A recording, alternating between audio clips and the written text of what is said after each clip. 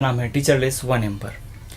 दोस्तों, आज कक्षा 8 के सूर के पद को लेकर मैं आया हूँ।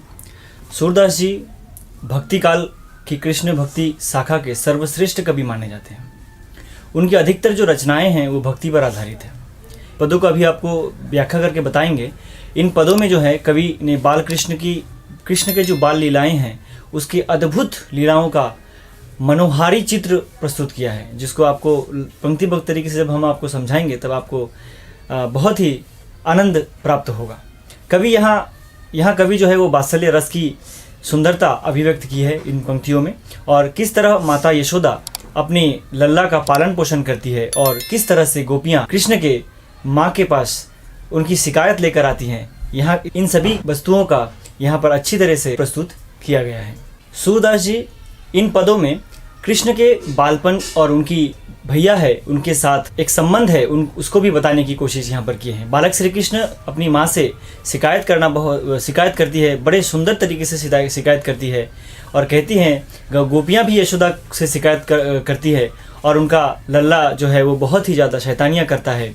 इस चीज़ को लेकर शिकायत करती हैं गोपियाँ यशोदा माँ के पास। सूरदास ने गोपियों का कृष्ण से दूर न जाने का जो भाव है उसको भी यहाँ पर अच्छी तरीके से दर्शाया है उन्होंने। सूरदास ने अपने इन पदों में गोपियों से कृष्ण से बिछड़ जाना और उनका विरह में तड़पना बहुत ही सुंदर तरीके से दर्शाया है। तो चलिए दोस्तों, पहला पद की तरफ आगे बढ़ते हैं। पहला काव्यांश क्या कह रहा है? मैया कबही बढ़ेगी चोटी, मैया कबही बढ़ेगी चोटी, कितनी बार मोहे दूध पियत भई, यह आजहू है छोटी, तू जो कहती बल्कि बेनी ज्यों वह है लंबी मोटी, काढ़त गुहत नहावत जई हैं, नागिन सी भुई लोटी, कांचे दूध पियावत पची पची, देती न माखन रोटी, सूर चिर जीवे दो भैया, हरी हलधर की जोटी। तो देखिए यहाँ पर जो पहला वाला जो काव्यांश है इसकी कुछ शब्दार्थ है, इसको भी हम आपको बता देते हैं। पहले कबही का मतलब यहाँ पर है कब, और किति मतलब कितनी, पियत मतलब पिलाना हो जाता है, आजहू मतलब आज भी, बल जो यहाँ पर दिया गया है बल का मतलब है कहती बल की बेनी, मतलब बल की तरह। बल कौन है यहाँ पर? बल मतलब बलराम जो कि कृष्ण के भैया हैं। बेनी मतलब चोटी करना, जैसे जो कि लड़कियां जो है अपने बालों को बेनी करती है वही चोटी है यहाँ पर। लंबी मोटी का कोई बताने की जरूरत नहीं है। काढ़त मतलब बाल को बनाना, जैसे कंघी करते हैं उसको काढ़त कहते हैं। गुहत मतलब गूंथना और नहावत मतलब नहलाना। भूई का मतलब भूमि होता है और लोटी मतलब लौटने लगना। जैसे देखोगे कि बहुत सारे बच्चे जो होते हैं रूस जाते हैं। रूसने का मतलब जब वो बहुत ज़्यादा गुस्सा करने लगते हैं तो मिट्टी में लौटने लगते हैं, वही है यहाँ पर लोटी मतलब लौटने लगना। कांचो मतलब कच्चा, पियावत मतलब जानते हैं पिलाना, पिलाती है। पची पची मतलब बार बार, पुनः पुनः बार बार। मक्खन मतलब माखन जानते हैं। चिरजीवी मतलब चिरंजीवी, हमेशा जीवित रहें, चिरंजीवी रहे। दो मतलब दोनों, और हरी हलधर का मतलब, हरी मतलब कृष्ण और हलधर कौन है? बलराम को हलधर क्यों कहा गया? क्योंकि जो वो हल उनका जो वाहन है, वो उनका जो अस्त्र है वो क्या है? हल है। और जोटी मतलब जोड़ी। तो अभी ये किस प्रसंग में यह काव्यांश कहा गया है इसको हम लोग अभी देखते हैं। प्रस्तुत पद जो है वो हमारी हिंदी की पाठ्य पुस्तक बसंत भाग 3 से लिया गया है और सूरदास जी द्वारा रचित सूर के पद से अवतरित है ये। और इसमें जो है सूरदास जी ने कृष्ण की जो है बाल लीलाओं का वर्णन किया है। तो अभी आइए इसकी व्याख्या देखते हैं पंक्तिबद्ध तरीके से। तो सूरदास जी बताते हैं कि श्री कृष्ण जो है वो बालपन में यशोदा से पूछते हैं कि उनकी जो चोटी है वो कब बढ़ेगी। तो आपने देखा होगा मैया कबही बढ़ेगी चोटी, मतलब कृष्ण जो है वो अपनी माँ से पूछ रही है कि माँ मेरी चोटी जो है वो कब बढ़ेगी। तो सूरदास जी यहाँ पर क्या बताने की कोशिश कर रहे हैं कि श्री कृष्ण जो है बालपन यानी कि बचपन में यशोदा माँ से पूछती है कि उनकी चोटी यानी कि उनके जो बाल हैं वो कब बढ़ेंगे। उसके बाद है कितनी बार मोहि दूध पियत भई, यह आजहू है छोटी। तो यह आज तक क्यों नहीं बढ़ी? यह जो चोटी है वो आज तक क्यों नहीं बढ़ी? क्यों? इसका कारण क्या देते हैं कृष्ण कि जो बार बार यहाँ पर बोले कितनी बार मोहि दूध पियत भई, कितना बार मैं दूध पिया हूँ लेकिन फिर भी आप ये चोटी नहीं बढ़ रहा है। माँ यशोदा की शिकायत करते हैं कृष्ण की, कहते हैं तुम मुझसे कहती थी ना कि जैसे बलराम भैया की लंबी लंबी चोटी है ना, जैसे तू जो कहती बल की बेनी ज्यों है वह है लंबी मोटी। तो माता यशोदा जो है वो श्री कृष्ण से कहती है कि देखो बलराम भैया की जितनी मोटी चोटी है ना उतनी ऐसे ही तुम्हारी भी चोटी हो जाएगी, तो जल्दी ज़्यादा करके दूध पियो, मक्खन खाओ। तो वो कृष्ण जो है इसी बचपन में आप लोग देखे होंगे कि जब बच्चे को खिलाया जाता है तो वो कौवा आया मैना आया, तुम नहीं खाओगे तो मैना खा लेगा, ऐसा बोलते हैं ना। वो इसी प्रकार से माता जो है उसको खिलाने के लिए कृष्ण को खिलाने के लिए बलराम भैया की उदाहरण देती है और कहती है कि देखो तुम जल्दी जल्दी से खा लो, तुम बलराम भैया के जैसे तुम्हारी भी चोटी हो जाएंगे, उनकी तरह लंबी मोटी चोटी हो जाएगी। तो अभी कृष्ण जो है माँ को पकड़ते हैं और कहते हैं क्या कि जो आप तो कहती थी बार बार कि बलराम भैया जैसे मेरे छोटी हो जाएंगे, पर आज तक तो हुआ नहीं। तो जो तू कहती बल की बेनी ज्यों है लंबी मोटी, काढ़त गुहत नहावत जई है नागिन सी भुई लोटी। तो ये कह रहे कि तू मेरे बाल बनाती है, इन्हें धोती है, पर ये नागिन की तरह भूमि पर क्यों नहीं लौटती। मतलब इतने बड़े बाल होने चाहिए कि वो नागिन की तरह भूमि पर एकदम जमीन तक लग जाए, इतने बड़े वो चाहते हैं। उसके बाद है कांचे दूध पियावत पची पची देती न माखन रोटी। और वो क्या कह रहे हैं कि तू मुझे सिर्फ बार बार दूध पिलाती है, मक्खन व रोटी खाने को देती ही नहीं है, शायद इसीलिए मेरे बाल जो हैं वो बढ़ नहीं रहे हैं। तो कृष्ण जो है अपनी माता से शिकायत करती हैं और सूरदास जी कहते हैं कि ऐसी सुंदर लीला दिखाने वाले जो कृष्ण हैं सूर चिरजीवे दोनों भैया।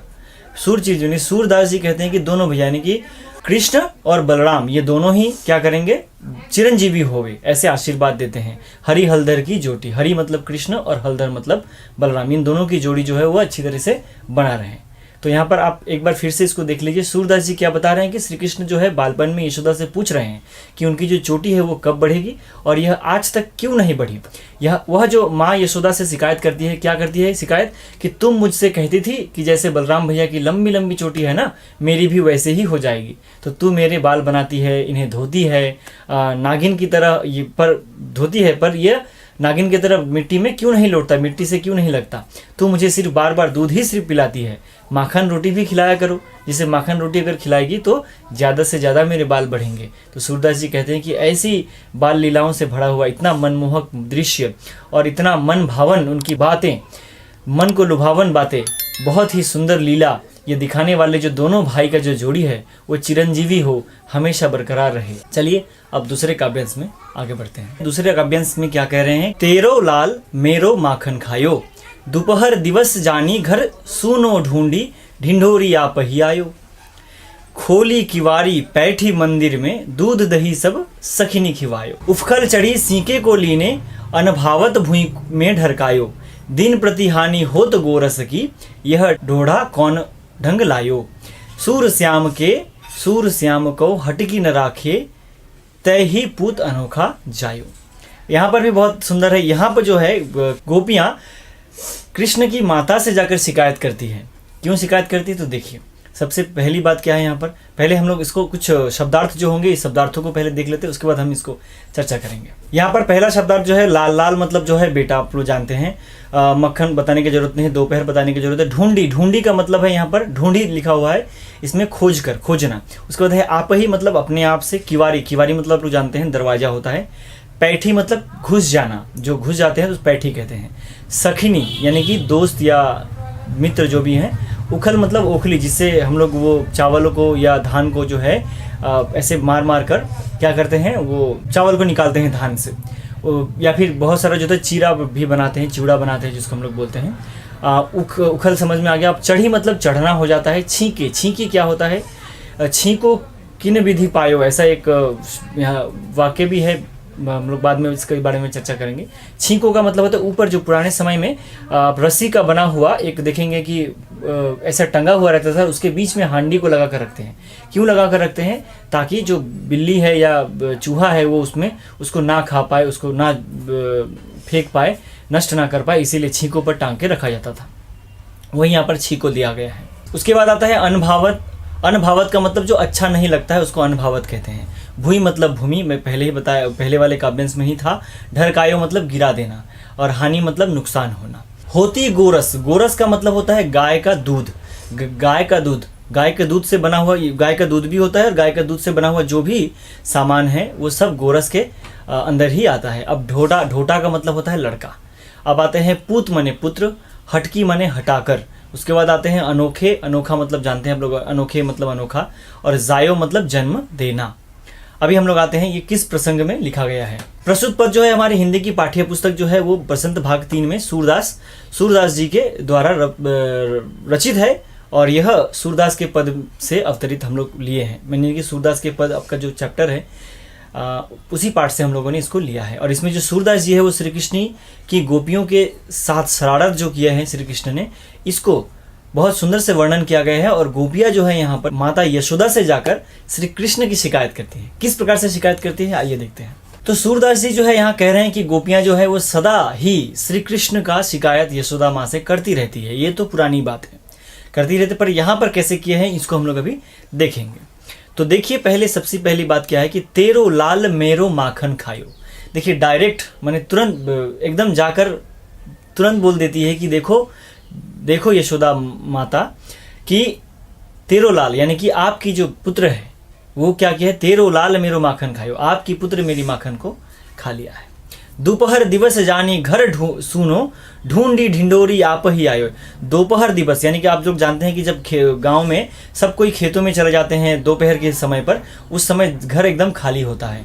और कृष्ण क्या करते हैं, इतने चालाक है वो कि ठीक वही दोपहर के समय घर में घुसकर ढूंढ कर खुद ही आते हैं। ढूंढी ढिंडोरी आप ही आए हो, किवाड़ को दरवाजे को खोलकर ढूंढ कर खुद ही वहाँ पर चले जाते हैं। तो सूरदास जी यहाँ कह रहे हैं कि सूरदास जी जो है वो कह रहे हैं कि गोपियाँ तो सदा ही यशोदा माता को शिकायत करती रहती है। पर यहाँ पर किस प्रकार से किए हैं इसको देखते हैं। एक गोपी यशोदा जी से क्या कह रही है कि देखिए आपका जो लाल है यानी कि बेटा है आपका, मेरा मक्खन खा जाता है। दोपहर के समय जब उसको घर खाली सबका घर खाली होता है तो कृष्ण स्वयं ही ढूंढ कर घर आ जाता है।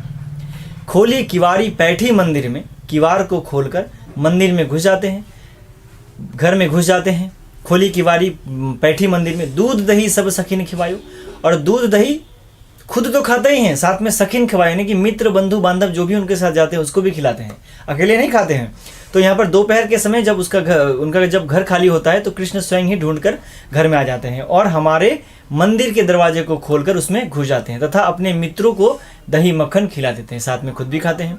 और वो ओखली पर चढ़कर, ओखली मैंने तो आपको बताया है, ओखली पर चढ़कर क्या करते, देखो कृष्ण तो बहुत छोटे हैं ना, तो उनके हाथ वो छींकों तक जाएगा नहीं, इसीलिए वो क्या करते हैं, वो ओखली पर चढ़कर क्या करते हैं कि छींकों को पकड़ते हैं, छींकों तक उनका हाथ चला जाता है, उसके बाद पहुंच जाते हैं तथा मक्खन को खा लेते हैं और बहुत सारा मक्खन भूमि पर गिरा देते हैं। और बहुत सारा मक्खन क्या करते हैं, भूमि पर गिरा देते हैं।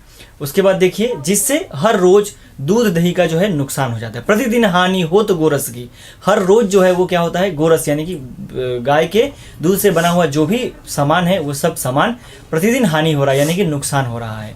यह ढोटा कौन ढंग लाए, ढोटा मतलब बेटा, आप अपने किस प्रकार के अपने बेटे को जन्म दिया है, किस प्रकार के बेटे को कहाँ से लेकर आए हैं आप यहाँ पर। तो हर रोज दूध दही का नुकसान कर देते हैं। गोपियाँ फिर से क्या कहती है कि आपका जो यह बेटा है कैसा है जो हमें हमेशा क्या करता है, सताता है। दिन प्रतिदिन हानि होत गोरस की, यह ढोटा कौन ढंग लायो। सूर श्याम को हटकी न राखे, तय ही पूत अनोखा जायो। अब यहाँ पर जो है सूरदास जी क्या कहते हैं कि देखो, सूरदास जी कहते हैं कि फिर भी उसे अपने से माने कृष्ण जी का जो मुंह है, कृष्ण का जो लीलाएं हैं वो इतने मनमोहक है, इतना प्रिय है कि इतना कुछ हानि हमारे घर में करने के बावजूद गोपियाँ जो है यानी कि हम गोपियाँ क्या करते हैं कि हम उनसे अलग नहीं रह सकते, हम उनको अलग नहीं कर सकते, हमसे जो है उनसे अलग रहा ही नहीं जाता।